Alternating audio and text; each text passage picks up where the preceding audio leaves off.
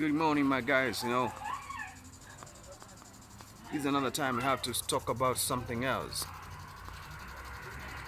something bigger than what you think it is.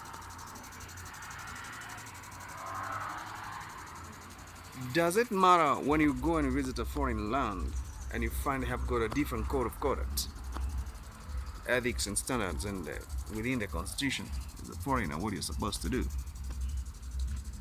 This question bothers me to the bottom half of my heart because I never imagined why we don't respect other people's culture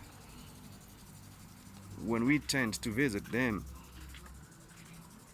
in their respective country of origin or where they belong to. These are questions that we need to ask ourselves. I want to be respected in a society. That is good. But do I respect the people I find whenever they are? Or do I have to obstruct the law and do what I think is good?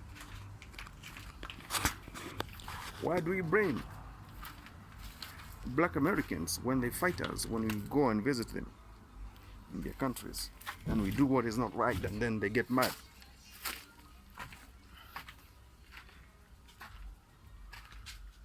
You have to follow the instructions given to you. Right now, this is a garage whereby all these are cars. And these cars, they are rotting here. Nobody cares about them. I came to discover this garage two weeks ago. And these are big cars. They're not just cars.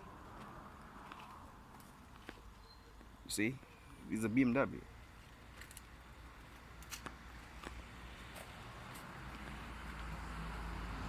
Somebody abandoned this garage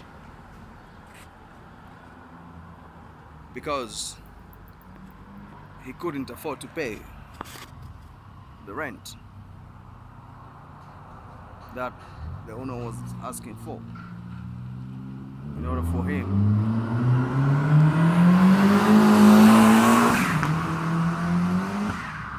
to be able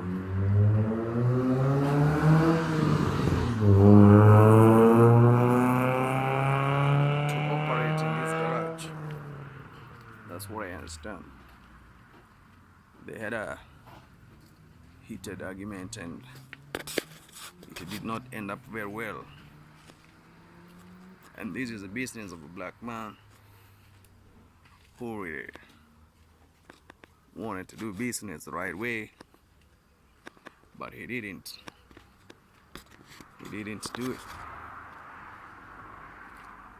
So I'm asking, we as black people, do we have to go through these kind of humiliations whereby you rent a garage but you cannot be able to continue working in that garage because you can't afford to pay rent? This is a scenario that happened during the lockdown times.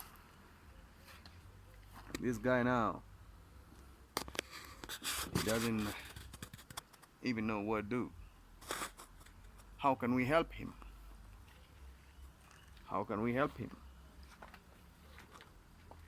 The situation like this requires people of good faith to come together and assist. But when your papers are not in order and you're falling in a falling ladder, then it becomes tough to get people who can rescue you and rescue business. And what do you want?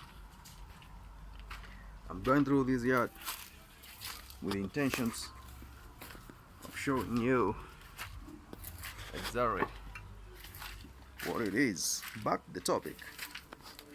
When you go to a foreign land, you need to know the laws and regulations of that country, what are do's and don'ts. But these people, when you come with a visa, it expires and you don't know what to do. then you are left with a situation like this one, whereby you cannot be able to continue doing what you're supposed to do because you you don't have the requirements. This is a good example I'm giving you here of somebody who has failed to do the right thing. And this case is just an example. There are many. Everywhere you go, you'll find these situations. Wherever you are, whether you are in America, you are in Africa, wherever you are, and you know you're not a citizen of that country and you want to engage in business, first of all, make sure you have the right documents.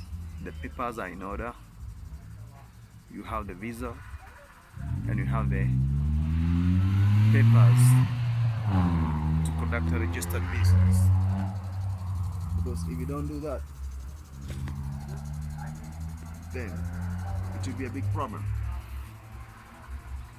When you make such an investment and then all of a sudden you lose it, or you don't know how to approach the matter because you're limited with options, obviously that's the dead end.